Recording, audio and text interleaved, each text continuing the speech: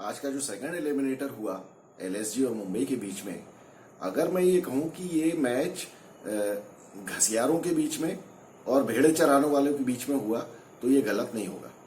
अब आप मुझे गलत मत समझिए, मैं ऐसा क्यों कह रहा हूं। देखिए, जब क्रिकेट का मैच होता है तो कप्तानों से कम ये उम्मीद की जाती है कि उनमें थोड़ी बहुत समझ होगी, लेकिन जिस तरह से टॉस के ऊपर दोनों कप्तानों ने बिहेव किया है, एक तो रोहित शर्मा से जब पूछा गया तो उसका तो मैनरिज्म ऐसा था कि अब चलो मैं तो बैटिंग ही कर लेता हूं।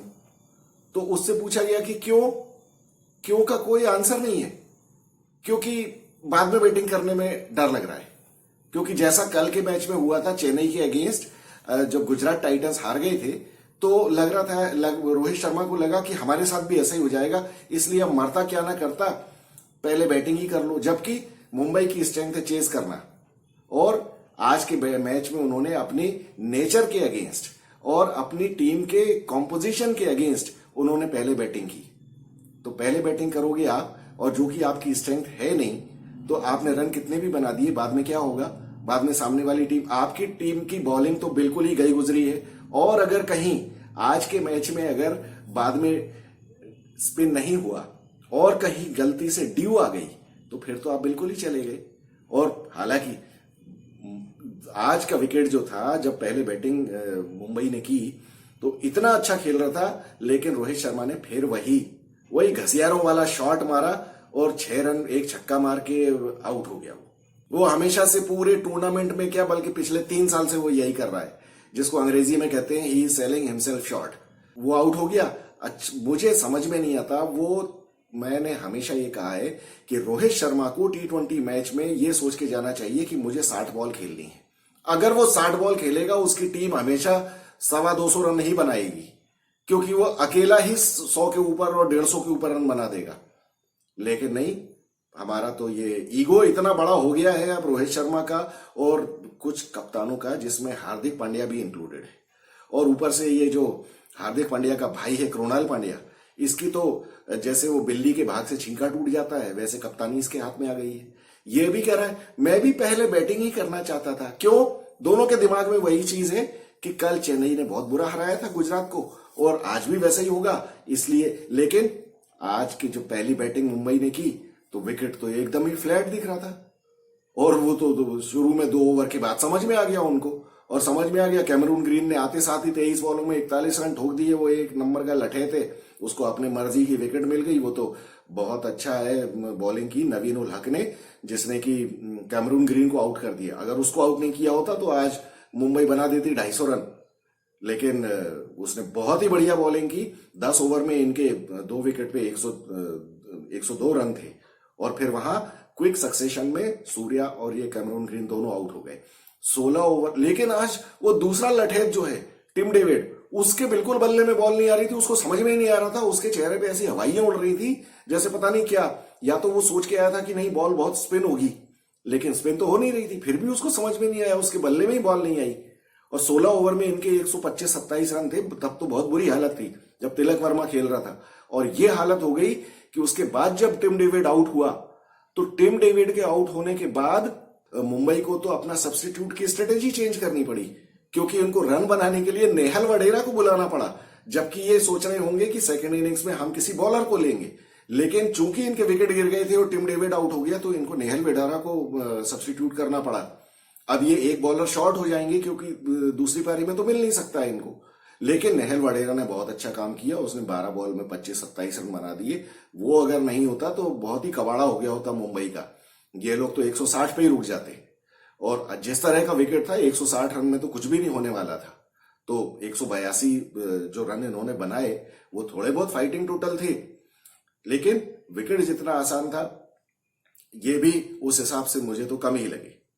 खैर, ये लास्ट में कृणाल पांड्या की कप्तानी भी बहुत बुरी तरह से एक्सपोज हुई है। वो यश ठाकुर से जो बॉलिंग करवाई, यश ठाकुर को हालांकि 3 विकेट मिले, लेकिन लास्ट ओवर जो उसने फेंका है उसमें कृणाल पांड्या को समझ में ही नहीं आ रहा था। जब अरे तुमने फाइन लेग और स्क्वायर लेग ऊपर लेके रखे हैं, और वो तुम्हारा बॉलर जो है राइट हैंडर, वो राउंड द विकेट बॉलिंग कर रहा है लेफ्ट हैंड बैट्समैन को, जिसका कि नॉर्मल स्वीप ही उधर जाना है, नॉर्मल उसका स्विंग ही बैट का उधर जाना है, तो उसने लगा दिए 14 रन उसमें, उस ओवर में, और बाद में 3 बॉलों में छक्का चौका खाने के बाद समझ में आया कि इधर से, और तब डांट लगाई कृणाल पांड्या ने। ये पहले करना चाहिए ना, ये बाद में थोड़ी होता है। पिटने के बाद क्या है, इसका मतलब ये है कृणाल पांड्या को खुद की भी प्लानिंग कुछ नहीं थी, उसको भी समझ में नहीं आया कि क्या है, चलने दो, जैसा वो बॉलर कर रहा है करने दो।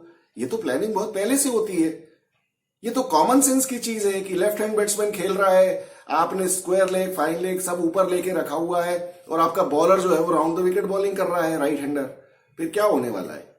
तो ये इसीलिए मैं कह रहा हूं कि ये घसियारे और गड़रियों के बीच में मैच, किसी को कुछ पता नहीं है कि क्रिकेट में क्या होता है, बेसिक्स का पता नहीं है, एक्सपीरियंस कहने को 200 मैच खेल लिए लेकिन धेले भर की अकल नहीं है। भगवान ही मालिक है इन लोगों का। फिर मुझे तो बार बार यही कहना पड़ता है कि धोनी के साथ इतने 100 मैचेस खेल लिए, तुमने सीखा क्या? मतलब वहां तुम बस धोनी की वजह से जो मैच जीतते थे उसमें तुम्हारा काम सिर्फ रन बनाना था या बॉलिंग करना था, बस खत्म। उसके अलावा सीखने के नाम पे कुछ नहीं। ये भगवान भरोसे टूर्नामेंट जीता है रोहित शर्मा, ये इस पिछले टूर्नामेंट में और इस टूर्नामेंट में बुरी तरह से एक्सपोज हुई है इसकी कैप्टेंसी। इसको समझ में ही नहीं आता है कि क्या हो रहा है। और जब गुजरात की बैटिंग शुरू हुई तो क्या आप विश्वास करेंगे, उन्होंने वाकई भेड़ चराने वालों की तरह ही बैटिंग की। मतलब शुरुआत में, खैर चलिए, कायल मेयर्स कई मैचेस के बाद में आया था तो उसके बल्ले में तो बॉल आ नहीं रही थी, हालांकि इससे ज्यादा अच्छा बैटिंग विकेट इनको मिल नहीं सकता था। लेकिन पता नहीं क्यों आज कृणाल पांड्या ने क्विंटन डिकॉक को क्यों नहीं खिलाया। मुझे तो नहीं लगता कि उसको कोई इंजरी थी, शायद उसने ये सोचा होगा कि क्विंटन डिकॉक यहाँ स्पिनिंग विकेट पे खेल नहीं पाएगा। लेकिन अगर ऐसा था तो इससे बड़ा गलत डिसीजन तो कुछ हो ही नहीं सकता, क्योंकि क्विंटन डिकॉक इंटरनेशनल प्लेयर है और अभी वो जबरदस्त फॉर्म में है, अपने होम सीरीज में अच्छी खासी रन बना के आया है, उसको नहीं लिया। खैर चलिए, कायल मेयर्स तो जल्दी आउट हो गया, वो उसके बल्ले में ही आज बॉल नहीं आई। और उसके बाद जो दूसरा ओपनर था इनका, प्रेरक मनकड़ ने बेवकूफी का शॉट मारा। जब एक ही फील्डर वहां ऑफ साइड में बाउंड्री पे खड़ा है, उसी के हाथ में कैच थमा के वो आउट हो गया। कायल मेयर से आज बैटिंग हो नहीं रही थी, उसके बल्ले में नहीं आ रही थी, क्योंकि देखिए सीधी सी बात है, वो 3-4 मैचेस से बाहर था। आज के मैच में मैं तो दाद दूंगा गौतम गंभीर और ये कृणाल पांड्या और ये संजीव गोयनका के दिमाग की, कि ये क्या, किस तरह का ये टीम सिलेक्शन किया। क्विंटन डिकॉक क्यों बाहर बैठा हुआ था आज? क्या इनको लग रहा था कि वो मुंबई इंडियंस के पास उसको आउट करने का तोड़ है? या फिर आज की अगर स्पिनिंग विकेट होगी तो क्विंटन डिकॉक नहीं खेल पाएगा, तो मतलब आपको क्या लग रहा था कि कायल मेयर्स खेल लेगा? मतलब मुझे तो नहीं लगता कि क्विंटन डिकॉक इतना ज्यादा अनफिट था कि वो खेल नहीं सकता था। अगर वो 70% भी फिट था तो उसको आज का मैच खेलना चाहिए था, क्योंकि आज का मैच तो नॉकआउट मैच था।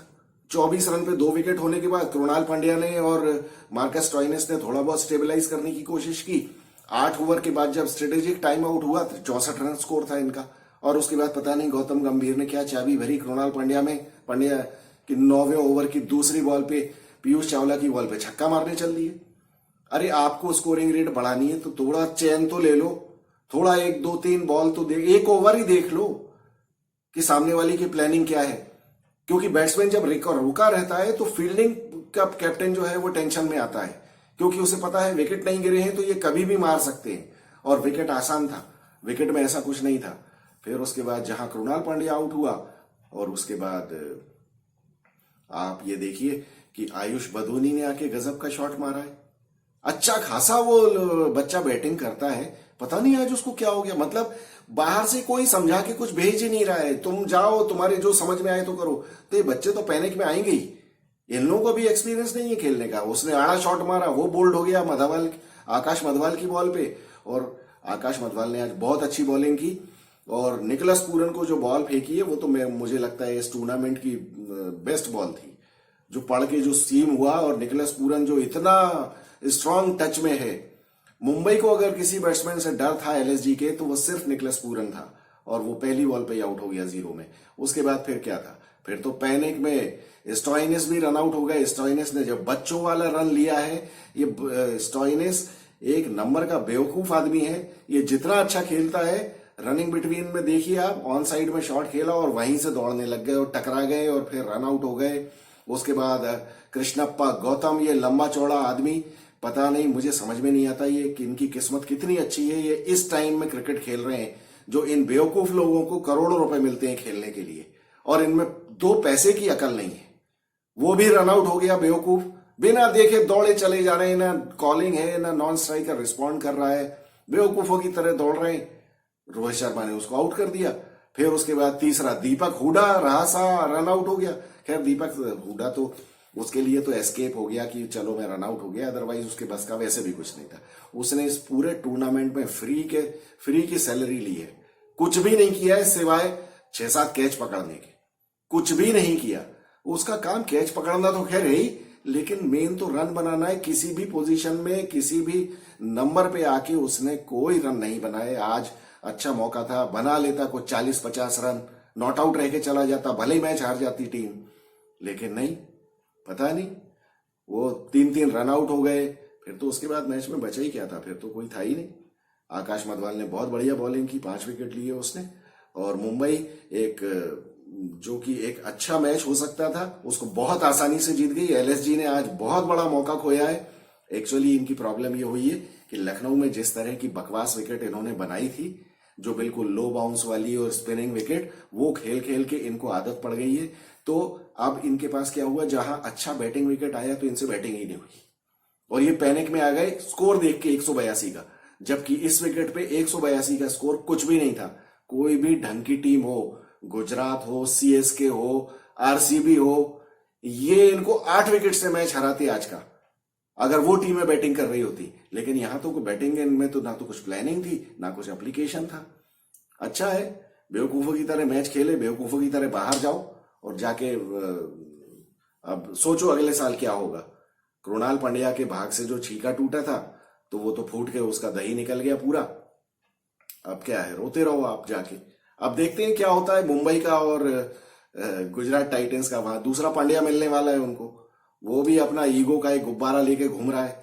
देखते हैं क्या होता है वहां अहमदाबाद में। हालांकि अहमदाबाद में स्विंग बहुत होने वाली है बॉल, तो वहां स्विंग बॉलर्स को मजा आएगा। और देखें मोहम्मद शामी क्या करता है, उस मैच से पता चलेगा कि सीएसके के लिए क्या सीएसके को तैयारी करनी होगी। तो मिलेंगे परसों के मैच के बाद। Thank you so much.